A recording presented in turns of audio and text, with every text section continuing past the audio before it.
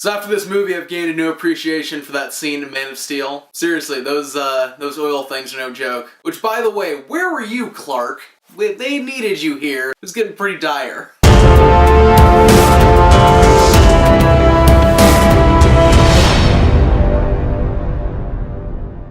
So welcome back to another episode of Why Don't You Love? This time around we're talking about Deepwater Horizon. And man, this was heavy. This is another Peter Berg movie. For those of you who don't know, Peter Berg was also the director of Lone Survivor, also starring Mark Wahlberg. And later on last year he would go on to make Patriots Day, which is also another movie starring Mark Wahlberg. Peter Berg is just the master at making movies with two-word titles that have Mark Wahlberg and are all patriotic and stuff. They make you laugh, they make you cry, they make you cringe and go, oh shoot, don't do that to that guy's leg, oh my gosh, oh, I'm gonna puke. And by the end of it you're crying, and then you're also being patriotic though, you like wanna curl up with a bald eagle underneath like an American flag blanket. Is that a weird metaphor? America. There's a lot of stuff that goes into Peter Berg movies. Although I will say, what separates this from Lone Survivor is that the character development here is much better. When stuff goes down in this movie, I legitimately kind of feel for these guys. There's not as much time set aside for character development in this movie as in Lone Survivor, and yet somehow it's more efficient and comes across, and you legitimately feel for these guys. Then again, you kind of feel for these guys because this is the ultimate nightmare scenario. For those of you who don't know, who am I kidding? Everybody knows about this. It's the BP oil spill back in 2010. 2010? That was 7 years ago. Where does the time go? Down the Gulf of Mexico, and when you hear oil spill, you think like, oh man, there's a leak. One of the tubes came unplugged, and, stuff's just spilling out in the ocean. Better take care of that. Nope. Spoiler alert, it gets pretty rough. I'm gonna try not to spoil how terrible it gets, because part of the big shock of this movie is just seeing how you can make a movie about a situation like this and make it more intense than a movie about going into Afghanistan and being shot at by the Taliban all day, and yet somehow it happens. So Mark Wahlberg is playing Mike Williams. He's one of the higher-ups on the Deepwater Horizon crew. He's basically the right-hand man to Kurt Russell's character, he's basically the head honcho as far as the drilling thing goes. And they're in charge of this crew of, I don't want to say misfits, but they're like the auto shop kids. These are very blue-collar guys that they've got on board this ship. After seeing this movie, I'm pretty convinced that the term blue-collar comes in different shades. I'm probably more blue-collar than someone who lives in LA. I'm probably like a Carolina to mid... I'm probably like a blue screen blue, maybe? I don't know. Kind of hard to sell that while I'm wearing a sweater. These guys are straight up like navy blue. These are guys who eat teeth and nails for breakfast and wash it down with black coffee. These are some tough guys. And not only are they really blue collar, they also are really good at their jobs. They really know their stuff. They know their terminology. And it sort of has that Nightcrawler effect to it, where you can make up for not fleshing out as many characters by just showing them doing what they're best at. Lou Bloom as a character is not a super relatable guy, but he's really good at what he does, and that makes him likable. In the same way, there's a lot of guys in here where they know their terminology, especially Mark Wahlberg's character. It establishes pretty early on that he knows his stuff. They know their way around auto parts, mechanical parts, oil. They got everything down lock. And before I get into the main part of the story, I just want to say, exposition is a really hard thing to do, especially when it comes to something like oil. And setting up, science exposition is especially hard to do, because you don't want to, sit everyone down and, okay, here's a lesson on how this works that's gonna play a huge part in the plot. This movie does it perfectly. I don't want to spoil it, but, I saw how they were explaining, that's genius. That's how you get all these characters who know how this works to kind of re-establish, oh yeah, this is how this works, and then now we, the audience, know. I don't want to spoil it, but it's pretty obvious. It's in the first, 5-10 minutes of the movie. So anyway, these guys in the Deepwater Horizon, they are 43 days behind schedule. They need to start drilling in this thing because the big guys with the suits are coming down and they're wondering where their money is. So they fly out to Deepwater Horizon, which is just smack in the middle of the ocean, and they bring the guys in suits on board, and Kurt Russell's character is super pissed because he just found out these guys didn't even run, like the tests on this oil thing. It's like the #1 thing you gotta do before you start just blasting stuff into the ground. Because you don't know how much pressure you're working with, you don't know how much the oil thing's gonna kick back, so you gotta test, you gotta do a little pressure test to make sure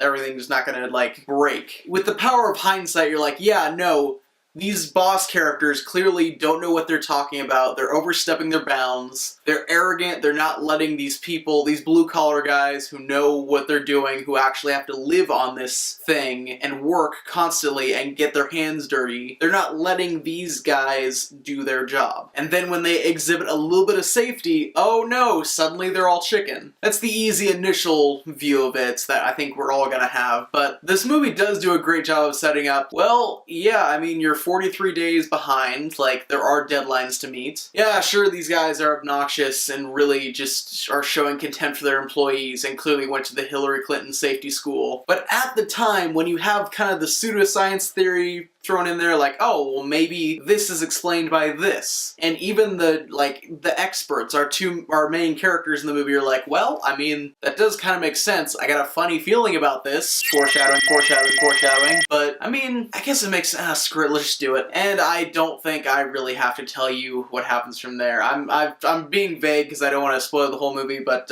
really, this is a movie that just needs to be experienced, because it just, like I said, when stuff goes down, it is brutal. I don't want to spoil too much of this movie. I do want to leave some stuff for you guys, but it's hard to talk about what is so great about this without talking about the plot and little specific things. Really, my one gripe about the movie is also something that ties into what I love about the movie, that there's so much foreshadowing, and they know you know what's gonna happen, so they're just kinda, they keep teasing you like, oh no, this thing's not good. Oh, that science display with the soda, and that's spraying up. Ooh, foreshadowing. Oh no, the phones went out briefly, and also that person's wearing a red shirt, and also everyone on this ship has 2 days until retirement. Oh no. But it also packs into the absurdity of when it all does go down, you're not even thinking of the foreshadowing because you're like, oh shoot, this is even worse than I could have possibly expected. If this weren't based on a true event, I would have thought this was just a movie where someone was dared to put everyone's phobias into one movie. There's no spiders, snakes, or clowns on this ship, but there's some other things out there. Like really, when you break it down,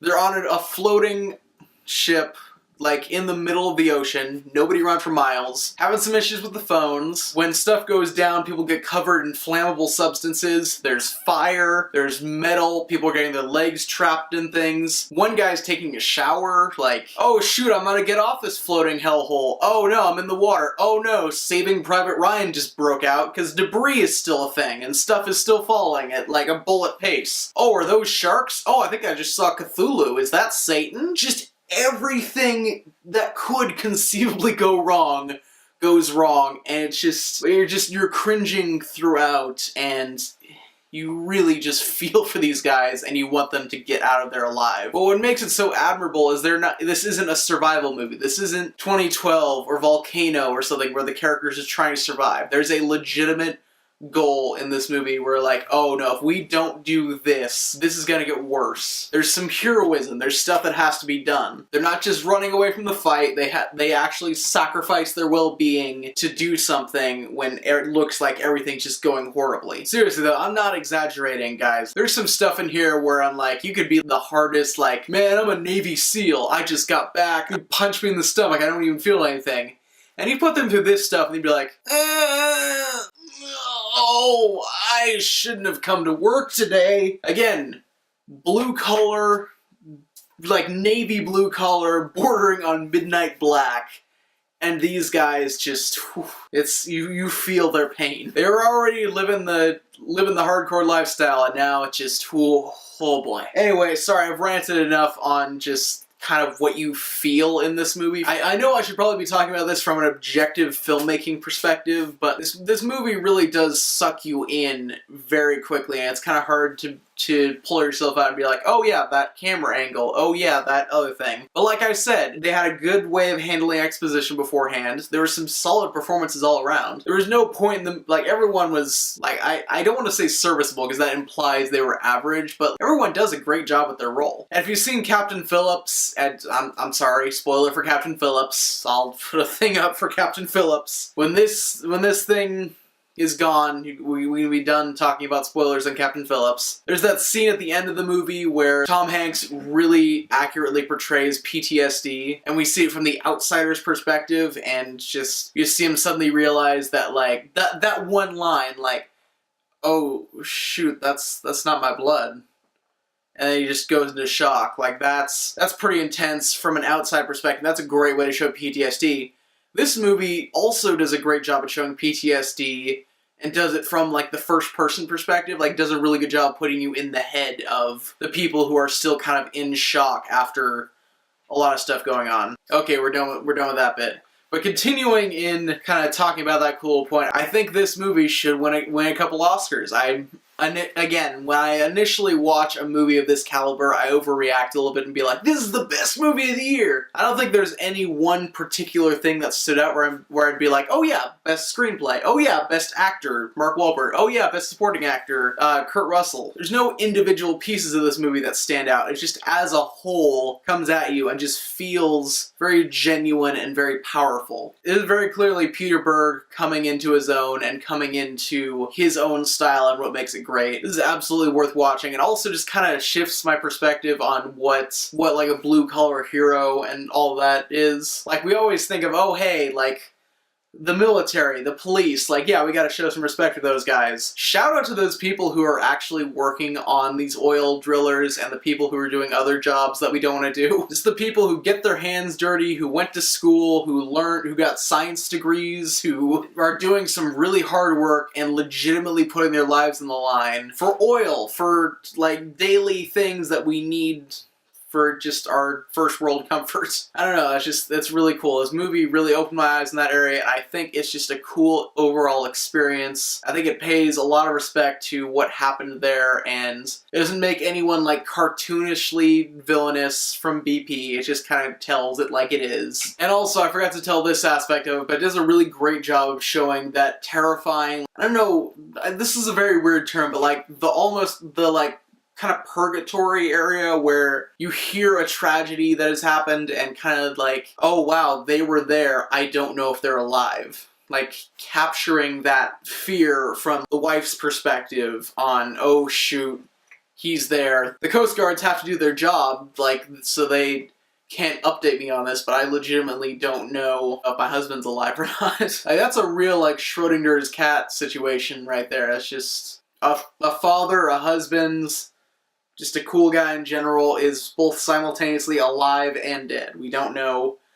what's going on with him. It did a really good job of capturing that aspect of it all. So yeah, I think those are all my thoughts on Deepwater Horizon. I hope I didn't spoil too much of it. I think this is a very hard movie to spoil. It's hard to spoil movies where you know what happened. It's like a biopic, and you can go on Wikipedia and look up the story right now. It still won't spoil the experience for you because it is an experience. It's not about finding out what happened, who died, who lived, and all that. It's about putting you in the shoes of these characters. Like I was talking about with Rogue One, it's about sucking you into the movie and having you just look around at all the chaos that is going on and saying, wow, what would you do? I think 99% of us probably would have crawled up into the fetal position, just been like, alright, I'm dead, cool, let's get this over with. Somebody got a gun, someone would just shoot me in the head.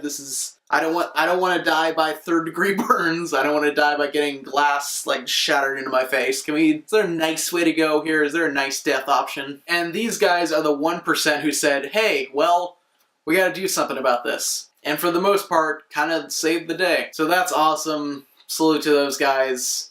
This is just an awesome movie that I hope wins a couple Oscars. But anyway, have you guys seen it? What'd you think about it? Have you guys seen Patriots Day? I'm gonna have to see that at some point, because I have now seen 2 of his 3 movies. Actually, I'm sure Peter Berg has done more than 3 movies. There's just the 3 that he's known for. We got Lone Survivor, Deepwater Horizon, and Patriots Day. What do you think Peter Berg's gonna do next? What other two title movie starring Mark Wahlberg that's about a blue-collar group of people being heroes do you think he's gonna make next? I really feel like he would make a pretty solid Benghazi movie, and not just because I don't like Hillary. Again, sorry. We're way past the election. I should probably not keep making those jokes, but they're too easy. I'm sorry, guys. I promise I will try to cut down political jokes and not keep doing all that. Or at least specifically trying to not keep talking about Benghazi. I don't know why that keeps coming back. But seriously though, like, what do you think Peter Berg's next movie is going to be? What's a movie from 2016 that you think deserves to be in the Oscar conversation, but really hasn't been getting as much buzz as some of the more obvious ones? I'm probably going to have to see La La Land at some point. We'll see. I've heard good things. I don't see how it could be good, but anyway. Oh well. Whatever you guys want to talk about, I can't think of any good questions this time around. I'm sorry. Whatever you want to comment down below. I appreciate the comments. I love the discussion. And as always, guys, until next time, God bless and stay saucy.